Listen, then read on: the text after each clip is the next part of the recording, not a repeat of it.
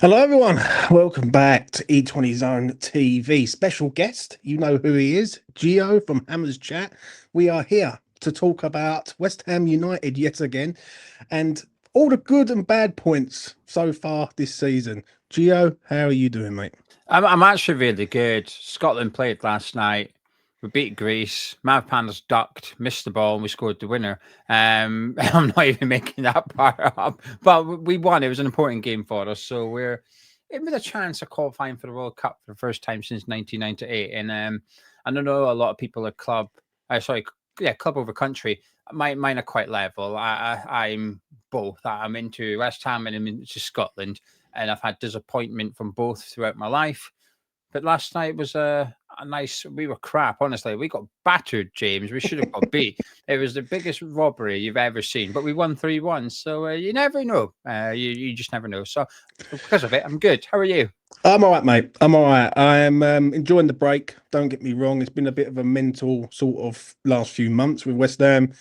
We've had different managers, we've got protests, we've got all sorts of stuff that's happening at West Ham, which is a bit up and down. I'm going to start off though with Potter Okay. and how that sort of fell apart in your eyes, Gio, and from your perspective. How do you see it, or how did you see it going the way it did?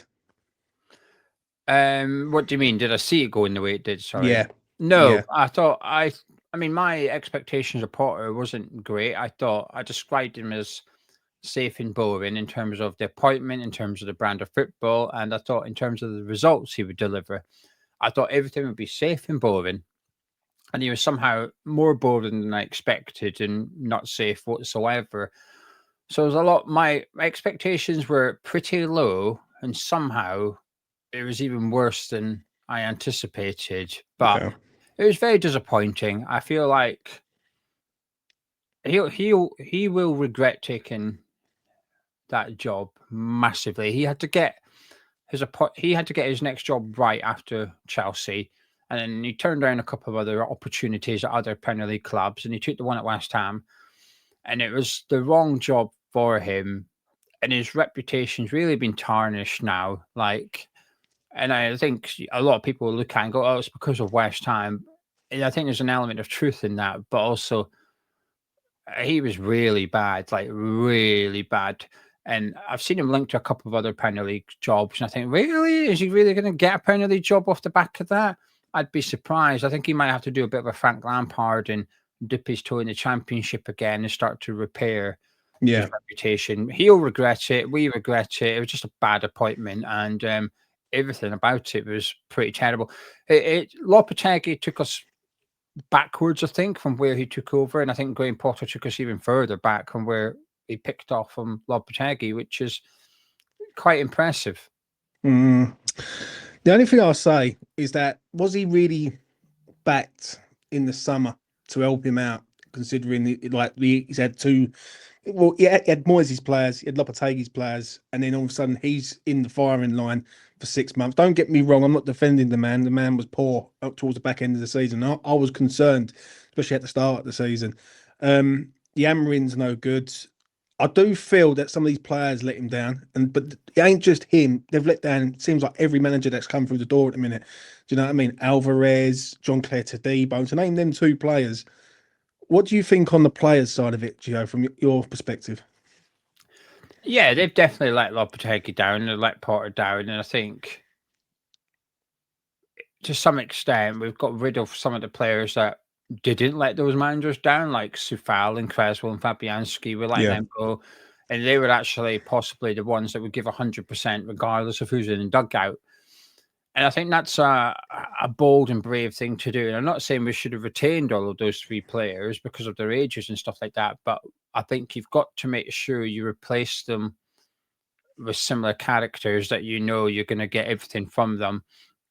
I'm not convinced we have.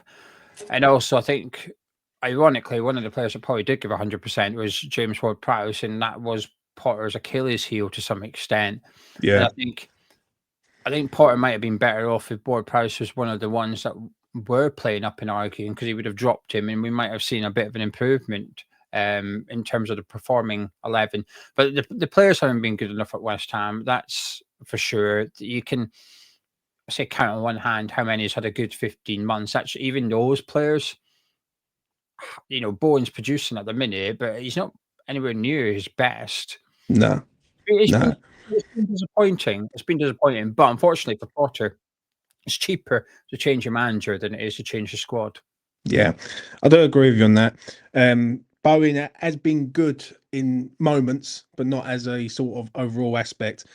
I just feel some of these players have let down the managers and let down the club to a point, which is a bit of a problem. But obviously, we've got a new manager in charge Yeah, in Nuno. What's your thoughts on him, mate? I think he's a good appointment for what we need and what we require currently. And I think out of the pool of managers that we were looking at, which is the unemployed with some form of Premier League experience, I think he's possibly the best one we could have got. I think it could have been a lot worse. I think this appointment could have been one that I'm sat here today really worried about what Yeah, lies ahead. And I'm not. I'm pretty calm. And I feel confident he'll keep us up. I do think the next 4 games are really important. And the next international break, I could be feeling more confident. I could also be confident we're getting relegated. yeah, The discrepancy that's up for grabs in the next month is huge. But I'm happy we got him. When we sacked Potter on that Saturday, I felt relieved. I felt good. And it is a bit harsh. Someone's lost his job. But my sympathy when a manager gets sacked is pretty slim because they're getting a few million quid for failing at their job. yeah, Right. I struggle to really think, oh, I hope he's okay. He'll be financially and whatnot, he'll be fine. Mentally, I hope he's okay. And because he's like I said, he's going to walk away full of regrets and thinking, oh, I've messed up here.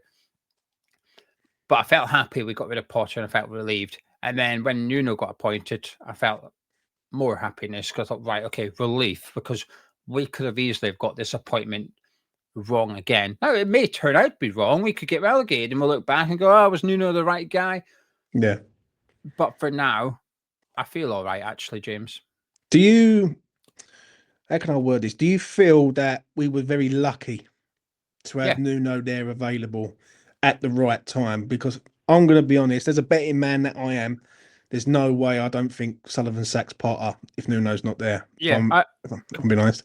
I completely agree with you. I think it's very circumstantial. I think we are lucky he's available because most managers that are unemployed because of performance. Yeah, And Nuno was not sacked due to performance. He was sacked, whatever you want to call it, speaking out, not getting on with Edu, disagreeing with the direction the club's going in, whichever reason you want to give for his sacking. It's not because of what happened on the pitch, it's because of issues off it. yeah, And that's why Nuno was available. And the other managers we were linked to who currently are out of work were all out of work due to performance because of us. They've been sacked because of results at their previous club. So we have got very lucky, or should I say, like you worded correctly there, Sullivan has got very lucky that Nuno's available. I think he's got lucky Nuno took the job, actually, yeah, because had he said no to West Ham, he would have possibly got better job offers than West Ham further down the line. And what I mean by that is I'm not talking about size of club, I'm talking about risk factor. He might have got a mid-table Premier League club if the position came available at one. He might have found a club that's more in line with what he wants to do and how he wants to manage and stuff like that. I'm not convinced we are the perfect club for Nuno. And yeah, I'm certainly not convinced Sullivan's the perfect chairman for Nuno. But I think he might be as good as we can get under David Sullivan in terms of that free manager market. So yeah, I completely agree. We've got lucky, and I think that's why he sacked him, because this whole we'll write off the next 2 games. I think they meant that. I think that was true. The only reason they've stopped it is because Nuno's available and he was able to agree his departure package from Nottingham Forest in time so that we could rip up Potter's contract and get him in ahead of the Everton one. So yeah, there's a big element of fortune. But you know what, James? Whether you achieve something good or you avoid something bad, luck plays a big part in football. yeah, It does. It could just be the fixture list that if you're playing, if you're playing Sunderland during the African Cup of Nations, because they're going to be missing up to 9 players, there's a bit of luck, right? You're playing them at the right time where half their team is unavailable. That's just luck. You haven't chose that fixture. That is luck.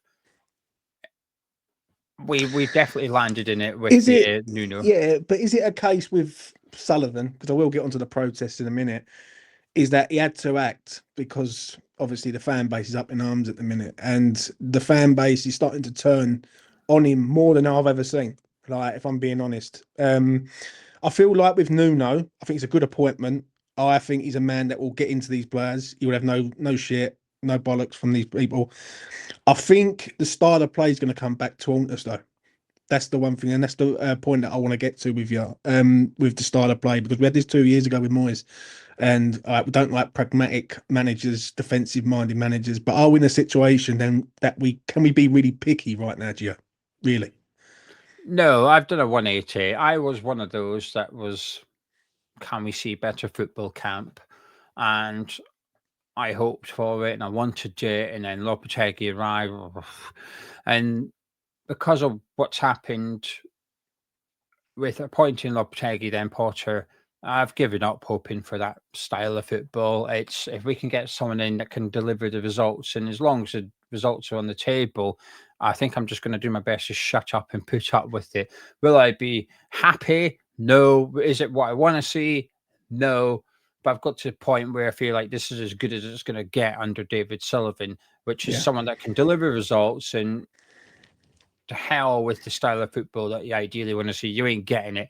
And if we do and try and do the latter, we'll dip into the free manager pool and see who the most attacking manager is that failed in his previous job and bring him to West Ham. I don't want to be in that situation again. So I Yeah. feel like if Nuno can just bridge the gap of Sullivan here and Sullivan leaving, and hopefully there's brighter days ahead with a new person in charge, new ownership, and then we can maybe start to do something that's more attractive on the pitch and off it. But until that point, I feel like I've been beaten down a little bit, James, but it's just more, I feel a little bit embarrassed that I hoped for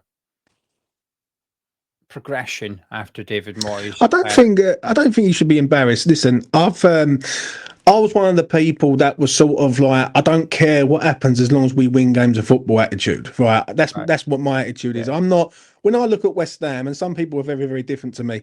Right. Some people go, I want to be entertained when I go and watch West Ham. I'm not on that aspect. I've supported West Ham like you have probably all your life. Yeah. I want to see West Ham win games of football. All right, that's what I care about. When we get beat by Spurs, it hurts, and when we get Yeah. beat by Manchester United or Chelsea or someone like that, it hurts. Right? For me, style of play comes and goes. Like, you have the Pep era, and then you have like the Luis Enrique era. You have all these eras of like style of play. I think what we've got to do is go back to like factory settings. Let's take a step back and go back to what we used to be very, very good at. And what we are very good at as a club is counter attack. Right. If we get pace in our side, we're defensively strong, we're good at set pieces. We don't score no goals from set pieces. Like, our set pieces are gone. And under Moyes, like, I know it's very much going back to Moyes thing, but under Moyes we were very good at set pieces. We had people popping up, scoring goals. We don't do that no more. I need to see West Ham going back, and I mentioned it on the previous video that I've just done. I need to be proud of West Ham again. That's the key thing. I want to be proud of this club again. Like, I feel like this club is like a sinking ship, like that is just slowly like going under the fucking sea. Do you know what I'm saying? How do you feel about obviously the protest though, in your aspect? In what regards? Well, basically with the protest, Gio, some people are very much, you can't do it now because of the situation that we're in. Some people are saying it has to be done, like myself, because there is. When do you do it? Like, do you mean when is the best time to do a protest? What do you believe is the best outcome for these protests that are happening right now? Because honestly, I think these protests need to be happening consistent and relentless in order to basically push David Sullivan to the point of no return. Basically, I think if you want change, I think the protests give you that platform in order to participate in trying to force change at West Ham, but I'm very pro-choice. I'm very do what you want. If you want to protest, protest. If you don't want to protest, don't protest. If you want to go to the game against Brentford, go. It doesn't bother me. And I'd like to think it doesn't bother other people. I think it will, though, but I'd like to think it doesn't. So I'm very much do what you want. But also, because the protests are happening at every game, you can do some without doing all as well. You might think, I'm going to go to Brentford, but then I'm going to do the sit-in against Newcastle, and I'm going to attend the match against Burnley. Likewise, you could not go to the Brentford game, not do the sit-in, but go to the match, whatever. There's plenty of opportunity to show your support for the protest. And a lot of people will think they won't do anything. They might not, but every end has a beginning. So could this be the beginning of the end for Sullivan? Hopefully, right? Hopefully, fingers crossed. Yeah. But I understand why a lot of people have given up as well. And I think this is more just one last roll of the dice. Like, come on, let's give it one last push and let's see if we can make a difference kind of thing. I understand why the protests are happening. I completely do. And I hope it makes a difference. And it's not going to be easy. It's going to be a long-term slog in order to get change. But I strongly believe those involved in organising the protest believe they'll get change, and they're not going to give up until they do. And I think that's important. So I'm pro-protest, but I'm also pro-choice for everyone. I agree. I agree with you 100% on everything you just said. I really do, because I think someone should have the right to go to the game, but not be judged for going to the game. Yeah, If that makes sense, right? For me, yeah, I think the protest has to happen. Right. One thing I am very, very pleased about is everyone's pushing in the same direction. That's the first thing. There's no ego involved in the West Ham community no more. It's all about let's get Sullivan out the door. I think people have woken up to the idea that Sullivan can't take us any further forward, and he is the problem amongst anything else. Like, you have managers, you've mentioned it on this video already. When you're shopping in the free manager market, you're never going to progress as a club. And we got lucky with a previous manager that done really well for us. Like, you ain't going to strike gold twice. Do you know what I'm saying? Well, let's put it this way. Sorry to interrupt, but it's topical. We've literally paid more compensation for head of recruitment that we sacked 9 months later than we have for a manager. Yeah. And it does baffle me why he doesn't do it. But I've heard it all before. I've seen it all before. And but I had a Birmingham fan on here who told me exactly what I need to know about what happened really at Birmingham. And one thing the Birmingham fan turned around and said to me, Gio, was fan pressure got him out. And I've sensed something changing at West Ham in regards to everyone is going in the same direction. People are going on Sky Sports, Talk Sport, and what everyone's doing right now in regards to the protest is they've got their facts already lined up for these people that are going to try and spin the narrative around to say that Sullivan ain't as bad as what people make out. And when they do that, they haven't got a leg to stand on, because the facts don't lie. Do you know what I'm saying? How do you see the protest going in regards of Sullivan, though? Because for me, I reckon it's going to take about 18 months to get him out, if I'm judging it. I think it depends on a potential new order. And I understand why the Birmingham fans feel like fan pressure got them out, and that definitely played its part. But I strongly believe what else played its part was having a potential owner come in and offer them millions and millions in profit to get out the club as well. And I think if someone rocked up today and offered Sullivan whatever his ridiculous asking price for the club is, I think he goes today. I think it depends on, and this is where you've got to sort of ask yourself, why do you think David Sullivan's invested in West Ham? And if your answer is to make money, which is what mine is, then I've then almost got to believe that if someone offered him what he wants and financially, he's going to go. And until that happens, I'm not sure he will. And I think this is why the protest, I think, is quite clever, that it's saying resign. Because if it's sell up, and obviously ultimately the end goal is he does sell up, but as a protest group saying sell up, they'll turn around and go, well, to who? Yeah. Right, there needs to be someone willing to buy it to do that. But if you're saying resign, he can do that today if he wants to. He can step. He doesn't have to be. He can be the majority shareholder. He doesn't have to be the chairman of West Ham United. They can employ a chairman. They can employ a CEO. They can employ whoever they want and put them in there to run the football club. Sullivan Brady doesn't have to run the football club. They're choosing to do it, and I think that's why I think the protest is going in a clever direction in that aspect, because what they're protesting for is something that can be done overnight. Whereas if you were to demand that they sell the club, and I can assure you that would be the next thing, and that's what they want.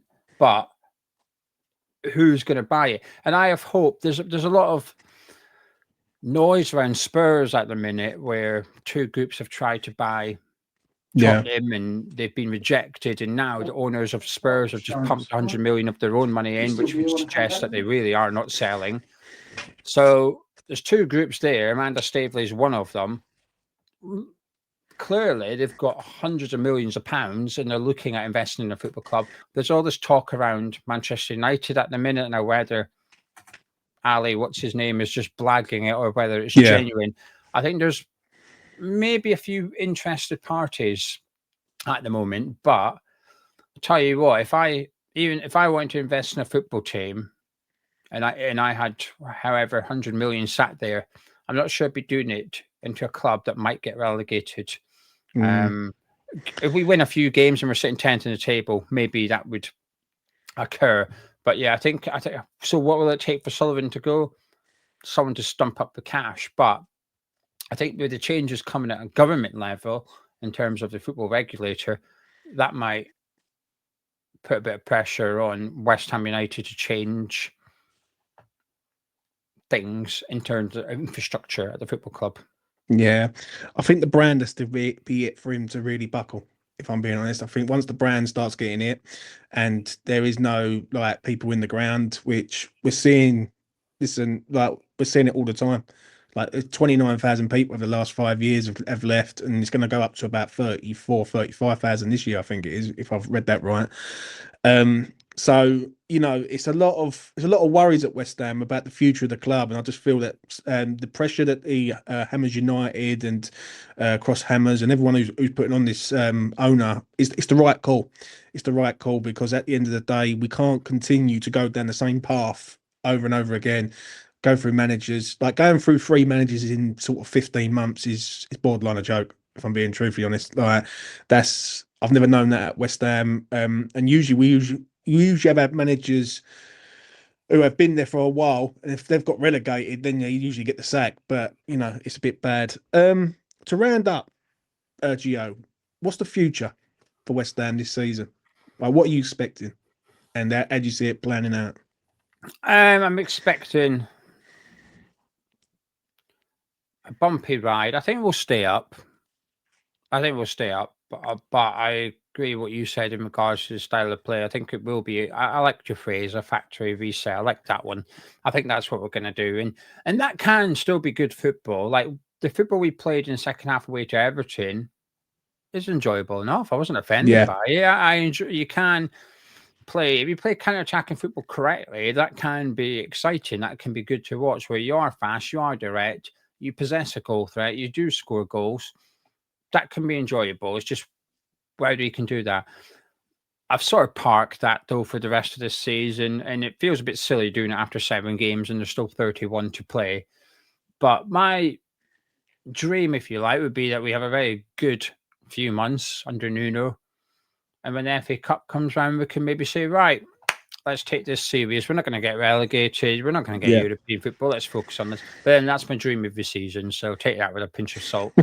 What do I expect? I think we'll be in a relegation battle, but I don't think it's going to be 4 teams. I think there's going to be 6 or 7 teams in a relegation battle. That if you come, I had a look, and we play 12 games between now and January transfer window, which puts us on a very nice 19 and a half way stage. And I think at that point you might find that there's 6-7 points between 14th and 20th or something like that. I think it's going to be quite close. So I expect us to spend in January, because we tend to spend in January. They're not always good at it. Danny Ings, Jordan Hugill, and they don't do it when things are going well. And if we invest, we can maybe get Champions League football. That's when they tend to not bother. but there have been times, obviously, the key one is in 2020 when we got in Bowen and Souček, that they can sometimes go, right, let's get in a couple of players that can hopefully make a difference. But my worry is the 6 or 7 teams will also be thinking the same thing. Usually you get a team that's maybe cut adrift by the transfer window. Well, they're not going to spend money. They're preparing for the championship. They're being realistic, saying, let's not buy someone for 10 million. I'm not sure you can have that this year. I think you might have 20th going, right, let's get a couple of players in and try and get out of this, because they won't be far away from 17th in the league or anything. So, yeah, to answer your question, I think we'll stay up. And I think it's going to be a bit of a slog at times. I think the protests will continue. How important, Gio? Right, I know you mentioned the January window, but in sort of perspective, if West Ham are, say, 16th in the league, I think Sullivan has to go out and make a claim, basically, to sort of spend some money. Yeah. If West Ham do all right, and say West Ham get out of the sort of January, out of December, beginning part of January, and West Ham are, say, 12th in the league, 13th in the league, I know it's only a couple of spaces away, but will Sullivan go out and really invest in this side to make sure West Ham are in no danger? Possibly not, but he should, because I think, like I said, when you're 13, you're possibly 2 defeats away from dropping back in there, aren't you? So I think, I mean, it wouldn't be surprised. Come to halfway stage of the season, I wouldn't be surprised if half the table are looking at the relegation zone, the other half are looking at European football. I don't think it's going to be completely silly, because if you're sitting 10th, you've got a chance of finishing 7th or 8th if luck goes in your favour in terms of the clubs performing well in European football and getting 5th for Champions League, then Carabao Cup and FA Cup winners drop down, so on and so forth. You're going to be looking at European football, and if you're 13 to 14, you're going to be looking at relegation. So it's going to be I think this is going to be a very competitive league this season, and I think as a West Ham fan, it's a bit dangerous, but as you know, from the neutrals' perspective, this is good, because last season, let's be real, the Premier League was boring. By February, the title was wrapped up and the relegation was wrapped up. There was nothing to play for. It was who's getting Champions League football. And I'll always say that race, while it's important and it's got a bit of excitement, it's not that exciting, because whoever misses out still gets Europa League football. Oh, the difference between achieving and failing is not that significant, whereas it's a title or you don't get it, and then you stay up or you go down. That's the gulf in 17th and 18th is far drastic compared to 4th and 5th in the Premier League. So I think it's going to be an interesting season we've got on our hands here. And that African Cup of Nations, I think, is going to cause a couple of teams some problems. Hopefully we're not one of them. Obviously, we'll lose Wan-Bissaka and Diouf, which isn't good. But plenty of teams are going to lose a couple of key players. So it could just throw things skew with. It's so not, mate, because obviously we can't see this club in the Championship. Do you know what I mean? Before we go, Joe, give us your sort of prediction of the next 4. Obviously, we got Brentford on the Monday night. Then we've got a turnaround of about 5 days. Then we've got Leeds on the Friday night. Then we've got Newcastle on the Sunday following week. And then we've got the big game, Burnley, and the big protest that is planned for that. How many points? There's 2 questions here. How many points do you expect West Ham to get? And how many points would you be happy with? Minimum 7 is... 6 is possibly content, but 7 would be right. Okay. I think it also matters what games you take them in as well. Yeah. Because if you lose to Brentford and beat Newcastle, you're sort of like neutral, aren't you? Right? Because Brentford have just gained 3. So while you beat Newcastle, which is wonderful, you've lost that sort of 6-pointer game to some extent. So in theory, if we beat Brentford and beat Burnley and drew with Leeds and lost against Newcastle, I think that's a good return, because we picked up 7 points, but we've also robbed Brentford and Burnley of a fixture that they would see as something they could get something from. And Leeds away is going to be a bloody tough game. I think Ellen Road and Stadium of Light are 2 stadiums that's going to make a big difference.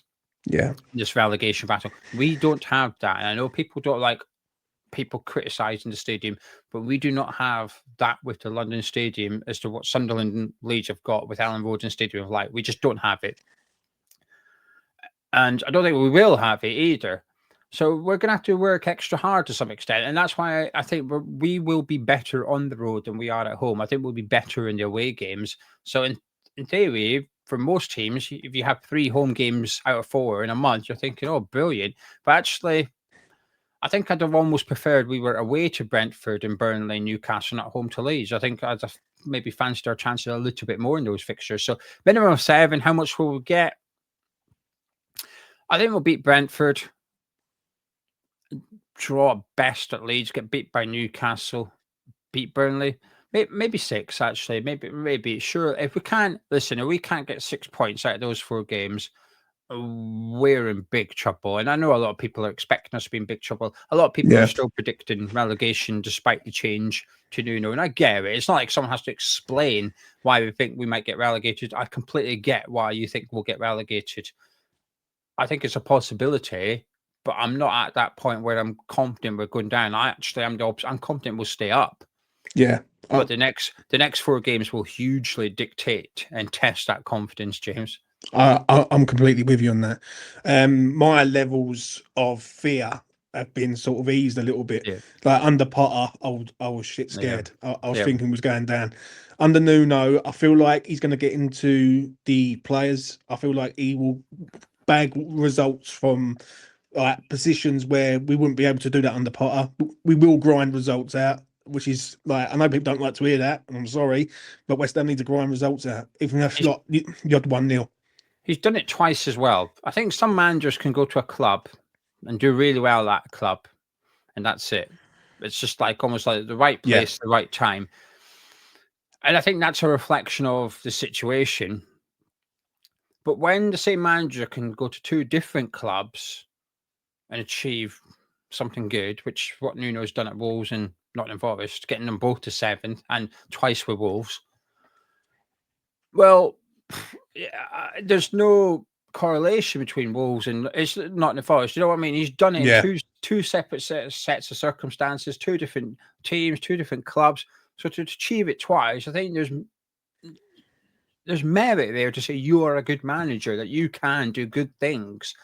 So I find it easy to believe that Nuno can do well at West Ham because he's done it with Forest and Wolves, who, whilst Forest last season were impressive, the Forest Nuno took over, I think, was worse than the West Ham today. Yeah. I think he turned them good. He never took them over. He never took them over when they were 7th in the league. He took them over when they were in the relegation zone, right? And then about 30 players going for them. Yeah. So he took over Nottingham Forest in a far worse situation, I think, where we are today as West Ham. And I get it. We are emotionally invested in West Ham. We'll always look at it negatively, even if we don't try to. We will. Yeah. Because you're emotionally invested. Like I've got a lot of friends who don't support West Ham. None of them think we're getting relegated. They're like, you'll be fine. But I'm like, what? But then when I speak to them about their team, I'm far more positive about their team than they are because they're emotionally invested. So they're like, I don't know if we're going to achieve this or achieve that. And like Stoke at the minute, I live in Stoke. One of my best friends is a Stoke fan. And I keep saying to him, you might get promoted. No chance. Not going to get. They're 3rd in the league, right? And they're looking all right. Like Robbins is a good manager. Sorba Thomas is fantastic. They love Aaron Creswell. Mubam started brightly, tailed off in the last few weeks, but the fans love him. He works really hard. So I'm like, you might be all right. You might get playoffs at least. No chance. We're always in the bottom half. I'm like, right, okay. But it's because they're emotionally invested. Like it's hard. When you are a fan of that club and when you're not a fan of that club, you're going to have different perspectives because you look at things differently. But that lack of emotion just allows you to see things a little bit more cold, perhaps a little bit more clearer. So I actually take a lot of comfort from non-West Ham fans saying, you're not going to get relegated, you'll be all right. But then the emotional part of me thinks, yeah, but you don't know what David Sullivan's like. You don't know about Todibo. You don't know about James Ward-Prowse, blah, blah, blah, blah, blah. It's the same for every club, though, is it? It swings and roundabouts. It is, mate. It is, mate. Honestly, I couldn't agree with you more in what you were saying. Like what you just said there about being cold to the situation. I think a lot of West Ham fans are a little bit too cold to the situation there, where they just, I don't think they care either way. Like some people care whether, like me, I want West Ham to stay in the league. But I think West Ham have got standards. I think West Ham are a big club. I think West Ham need to be in the Premier League because I feel like they're an icon for the Premier League. They've been they're one of the longest serving Premier League clubs since it was like formed in 1992. So listen, I want West Ham to be successful, and I don't want West Ham having to go back and having to sort of restructure the whole of the club and the whole of the playing staff because we've got an owner in charge who can't do his job properly. Do you know what I'm saying? Gio, any final words from you, mate, before we go? Just keep up the good work. Thank you very much, mate. I really do appreciate it. It's been a draining sort of few months, and obviously you know that through doing the stuff also. So you know it is it can get you down, but you just got to crack on, ain't you? Let's be real. Yeah, it's not easy. So keep up good work. Keep on fighting. Nice one, Gio. I'll pay you later, son. Smash a like on the video, subscribe to E20 Zone TV, hit notification bell. Go and follow Gio on Hammers Chat if you haven't already done so. You probably have, but go and do it again. Yeah, I mean, give him more people. So there you go. That's us done. Hopefully, West Ham will turn up and perform when we get back, and sooner rather than later, because we need it. Peace.